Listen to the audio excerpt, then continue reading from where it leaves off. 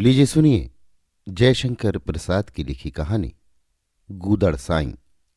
वाचन समीर गोस्वामी का है। साईं ओ साईं, एक लड़के ने पुकारा। साईं घूम पड़ा। उसने देखा कि एक 8 वर्ष का बालक उसे पुकार रहा है। आज कई दिन पर उस मोहल्ले में साईं दिखलाई पड़ा है।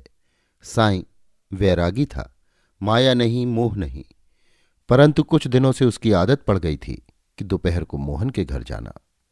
अपने 2-3 गंदे गूदड़ यत्न से रखकर उन्हीं पर बैठ जाता और मोहन से बातें करता।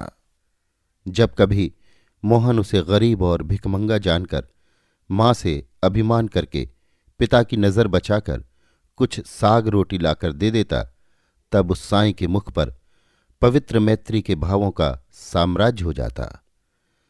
गूदड़ साईं उस समय 10 बरस के बालक के समान अभिमान, सराहना और उलाहना के आदान प्रदान के बाद उसे बड़े चाव से खा लेता। मोहन की दी हुई एक रोटी उसकी अक्षय तृप्ति का कारण होती। एक दिन मोहन के पिता ने देख लिया। वो बहुत बिगड़े। वो थे कट्टर आर्य समाजी। ढोंगी फकीरों पर उनकी साधारण और स्वाभाविक चिढ़ थी। मोहन को डांटा कि वो इन लोगों के साथ बातें न किया करे। साईं हंस पड़ा, चला गया।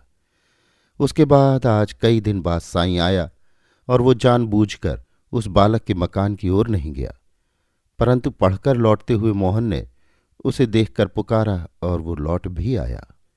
मोहन, तुम आजकल आते नहीं। तुम्हारे बाबा बिगड़ते थे। नहीं, तुम रोटी ले जाया करो, भूख नहीं लगती। अच्छा, कल जरूर आना, भूलना मत।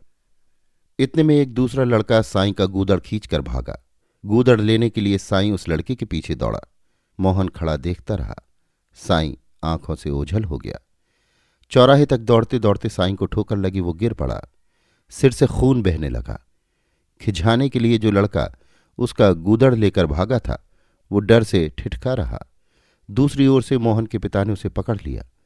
दूसरे हाथ से साईं को पकड़कर उठाया। नटखट लड़के के सर पर चपत पड़ने लगी।